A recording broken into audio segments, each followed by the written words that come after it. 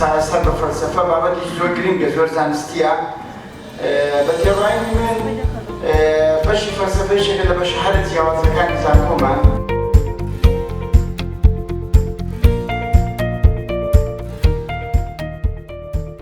زۆر لەو خوێندکارانی کە لە قۆناغی یەکەم دەستیان بە خوێندنی فەلسەفە دەکرد بە ناوشیارێکی کەم بە بێئاگایەکی کەم لە زانست و معرفە دەمبینی باوکە تەخەڵوتیان دەکرد. سێدەم کرد ئەم مرۆڤانە زۆر جیاوازن لە 300 ساڵ پێشەوەی کە بێنە زانکۆ بە دیدێکی تازە و بە تێڕایینێکی زانستیان و فەلسەفیان داڕانی سەرجەم چالاکیەکانیشیان.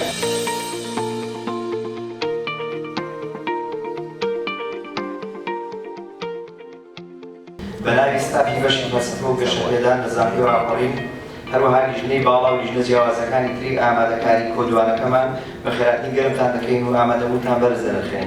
کۆدوانی ڕاوێژی فەلسەفی چارەسەر بە فەلسەفە یەکەم جارە لە هەرێمی کوردستان و فەزای دانوستانە فەلسەفیەکانی ئێرە ئەنجام دەدرێت.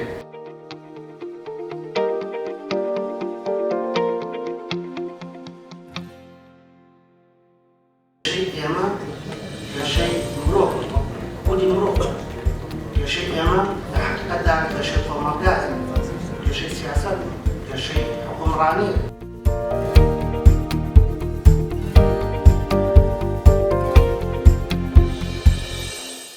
بۆ ماوەی 7 مانگە تەقریبەن خۆبەخشانە کارم بەم کیشەیە کردووە ڕاوێژی فەلسەفی فەلسەفە و چارەسەر.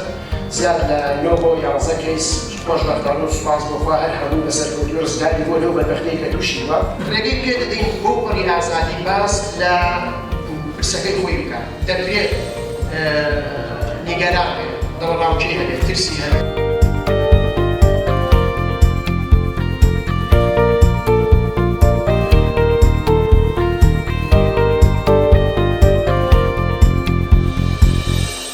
ژیانی چاک یاخود هونەری باشیان چ جۆرە؟ ژیانێکەوە هونەرە چۆن بەدەستێەوە فەلسەفە چۆن کۆمەکمان دەکاتە بەدەستهێنانی ئەو هونەرە بۆی کە ئێمە ژیانێکی باش بژین. خۆرەوەش گرنگ نییە بە دواتر سەرسەرەوە دەکەین کە مرۆڤ باشتر وایە بە باشیش ببێت. ژیانی باش لەگەڵ بردننی باش دوو بابەتی هاوتاو یەکسان کاکتۆر بە سەرەتاوە فەرمووی کە سۆکرات ئەگەر شەهید نەبوایە دەمرد.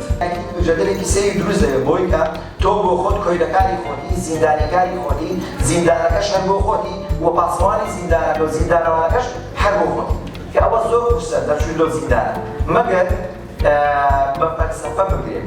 جا ئەم زیندانەی ئەپیگۆر تۆزێک لەولاوەتری سۆکراتە. سۆکرات هێوا بوو جەستە زیندانی بۆ ئەوڕێمان هێت لە دەخوری ژیانمان ناکات، بەڵکو ژیانمان لە مەسادە دەکاتەوە، ژیانمان لەگەڵ خۆش دەکات و ئەو ریتمە ژیانەی کە بۆ کۆمەڵگە پێویستە بە هاوڕێز ئێمپات و ئێمپاتەکان هاوسۆز و هاوکەمەکان دروست بێت. مانجیش لێرەدا بەختەوەریە. مادام فەلسەفە دەتوانێت بەختەوەرماکە، کەواتە دەتوانێت فەلسەفە بێ بە ئاماجی ژیان بۆ بەختەوەردنی تاک و کۆمەڵگە.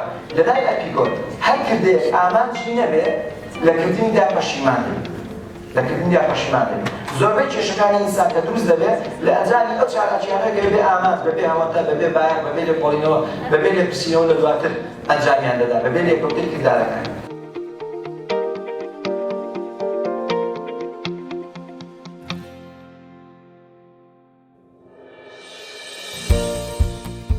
طبعا چەمکی دانستان دەچی دەکەمەوە لەسەرەوەی کە کورتترین و بخورترین پێناسەکە بۆ دانستان بکرێت دەتوانین بڵێن ئامڕازێکی سیاسی و دیپلۆماسیە کە بۆ چارەسەرکردن و یەکلاکردنەوەی کێشە و ناکۆچیەکان لە نێوان دوو لایەنیا سیاسەتدا ئەنجام دەدرێت بە شێوەیەکی ئاشتیانەکە.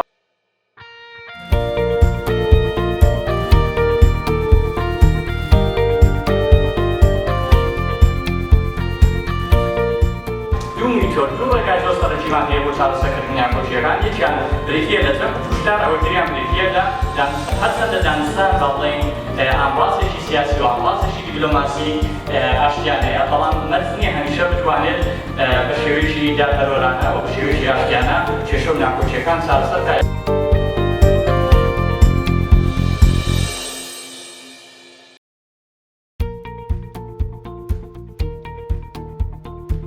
استراتیژی سەرەکی کە ئێمە قسەی لەسەر دەکەین بریتیە لە استراتیژی هاریکاری و استراتیژی ململانی و بۆی دواتر یعنی لەوە تێبگەین کە دەرئەنجامی پێڕەوکردنی هەرێکێک لەو استراتیژیانە چۆن دەبێت.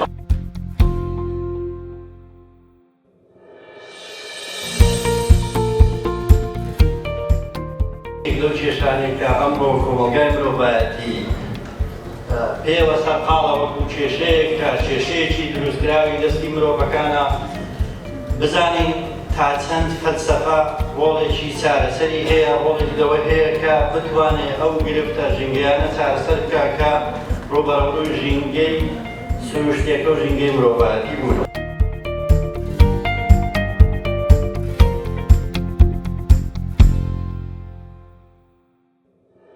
و هەوڵی ئەوەی داوە کە چۆن لە نێو سروشدا شارستانیەتێک بۆ خۆی بنیاد بدێت.